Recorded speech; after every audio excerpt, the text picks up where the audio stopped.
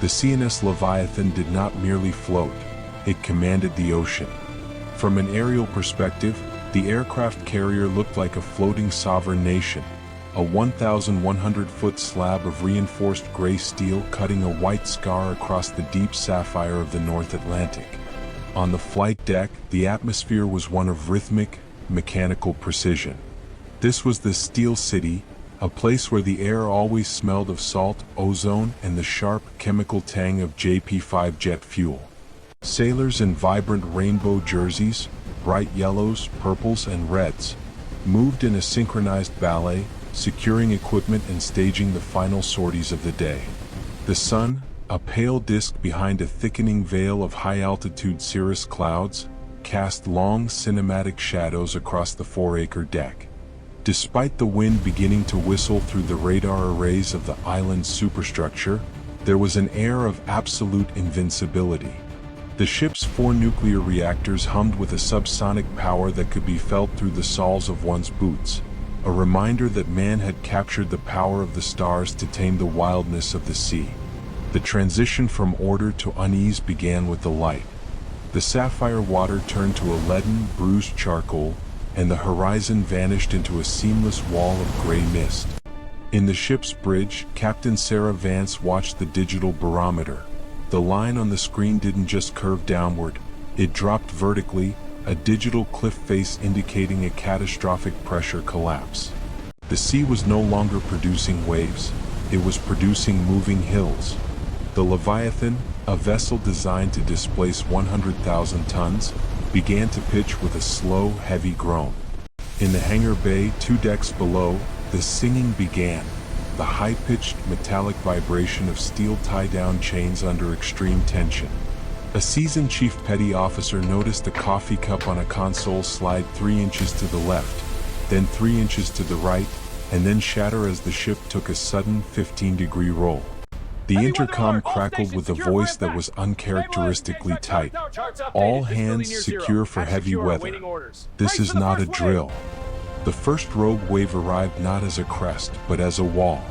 It was a 3-sister formation, 3 successive waves of increasing height that defied the standard sea state models. The first hit the port bow with the kinetic energy of a falling mountain. A white explosion of spray 500 feet high blotted out the bridge windows. On the flight deck, the invincibility vanished in a heartbeat.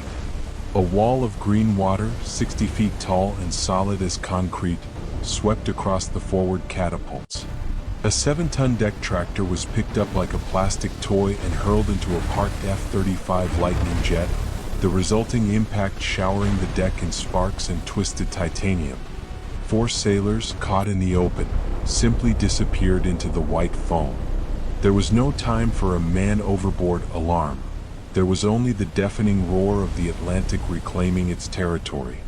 Deep within the ship's titanium ribcage, the war turned internal.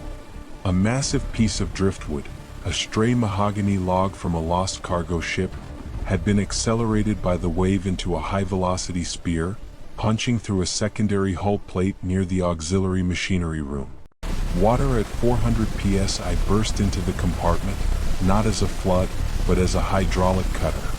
It sliced through thick electrical conduits, plunging the lower decks into a rhythmic, terrifying strobe of red emergency lighting. Damage control teams, weighted down by heavy oxygen canisters and Kevlar suits, fought through corridors that were now rushing rivers of oily brine. The smell was a sickening cocktail of seawater and hydraulic fluid.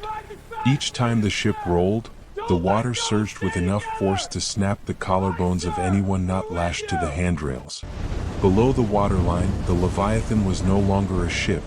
It was a series of failing boxes, each one shrieking as the ocean hammered at the watertight seals. The climax of the storm arrived at 1645 hours. Emerging from the spray was the monster, a rogue wave of such tectonic scale that it looked like a vertical cliff of black glass. It was nearly 120 feet high, its crest glowing with an eerie, bioluminescent foam. As the Leviathan plunged its bow into the deep trough ahead of the wave, The ship's stern rose so high that the four massive bronze propellers cleared the water, screaming in the air like dying turbines. Then the wave broke. 25,000 tons of water fell directly onto the island's superstructure. The reinforced steel bridge buckled inward. The primary radar mast snapped at its base and collapsed across the flight deck, crushing the primary flight control station.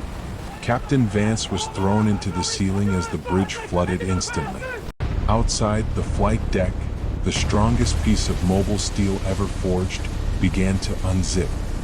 A jagged crack appeared at the bow and raced backward toward the stern, the metal groaning in a pitch so low it vibrated the lungs of everyone on board. The ship was literally breaking its back. The final 90 seconds were defined by a terrifying silence that sat beneath the roar of the wind. The Leviathan was dead in the water, listing 40 degrees to starboard. The massive aircraft elevators, now tilted into the sea, acted as giant funnels, allowing thousands of tons of water to pour into the hangar bay every second. The ship's internal lights flickered, a final orange heartbeat, and then vanished into total darkness. The vessel did not sink with a cinematic explosion. It went down with a heavy, exhausted sigh. The air being forced out of the sinking hull created massive geysers of mist that shot up through the deck grates.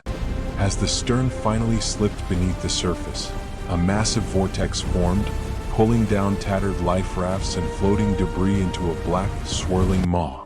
By the time the sun set, the storm had moved on, leaving only a few orange life rings bobbing in the indifferent gray churn of the Atlantic. The Steel City was gone, replaced by an absolute freezing silence.